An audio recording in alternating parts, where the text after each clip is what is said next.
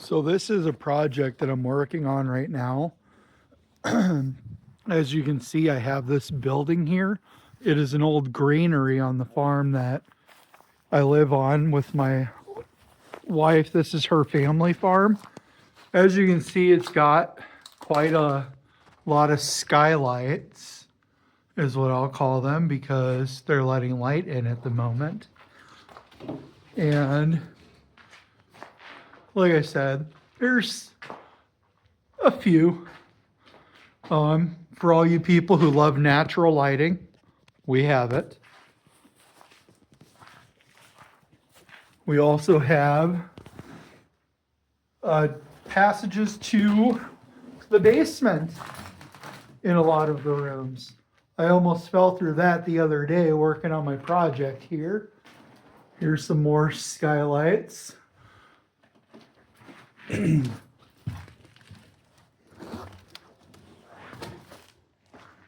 And then this one's the biggest here.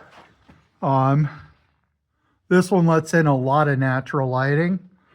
I'm sure there's somebody out there that loves all that natural light. I am not that somebody. But the project I'm working on is in here. This is being turned into a brooder house. This little area here, I'm going to put, I think it was 45 chicks that I bought. I had a couple of friends who got some as well. One friend got 6, the other got 12, and then I got the rest. So we have that room. It's a decent size, but I don't have enough material at the moment to completely block off the entire top, which is why if you look in here, it is kind of put together with fencing panels, and we're putting stuff over the top right here to make it this kind of narrow area. And then I'm going to block off these holes here and try to get that window sealed off so that way they're protected from the elements. And then this area here, obviously you can see the Farmall M will fit in this building with plenty of clearance, no need to take off the muffler. And so the goal is to use this as a chicken brooder house, as well as an area for me to try to get the Farmall M maintenance properly.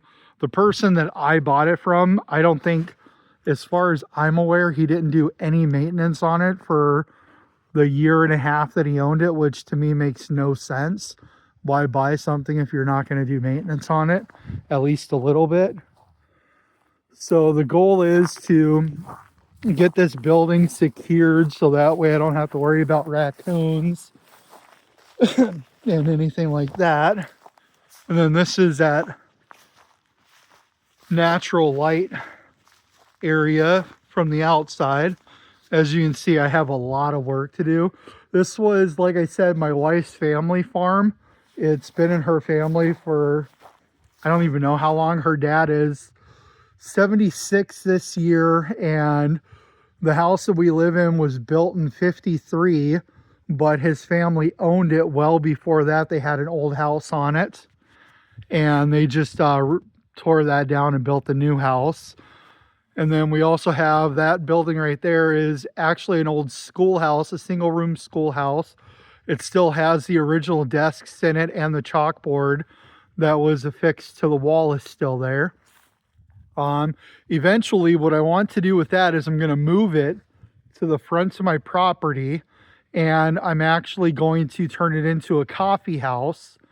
For those of you who don't know, which is probably all of you, I am a coffee roaster in Eureka, South Dakota. Unlike a lot of these other people who are selling coffee on their YouTubes and Facebook pages, I don't go through a third-party roaster. I roast all my own coffee beans right here at home. And I will put a link to my website on my YouTube page. The coffee company is Borderlands Coffee Co. And yeah, it's just a side business that I've been doing since I started in 2018 doing the roasting, and then in 2023 I had to quit being an over-the-road trucker because my wife got triple negative invasive ductal carcinoma.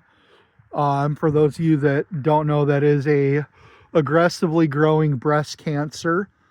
And so I quit the trucking business and started doing the coffee stuff more exclusively, so that way I could try to take care of my family while not being over the road all the time. And since then, I also work at a nursing home as a dietary aide in Eureka, South Dakota. So yeah, I will put all of that information if you guys want to try the coffee. All new customers get 15% off. And I will put all this information in the description of the video and whatnot. If you guys would like to give any suggestions on how you would go about taking care of the walls in this building and the roof, that would be greatly appreciated. I know I have a lot of tin here that obviously I know it could be used. It's for an old Quonset building that we had here. It went neglected for quite a few years. My father-in-law was not in the best of health, so he was never able to actually come back from Fargo, North Dakota, which is where he lives now, to get the green or the Quonset button back up, so it fell apart. And luckily it didn't crush any of the vehicles there. But once I can get all the wood off of this, I plan on using it for like the roof, possibly, maybe even this wall over here. But the problem is pulling all the nails to do that. I really don't have time to do that. So I guess we'll see how that pans out. All right, well, you guys all have a great day.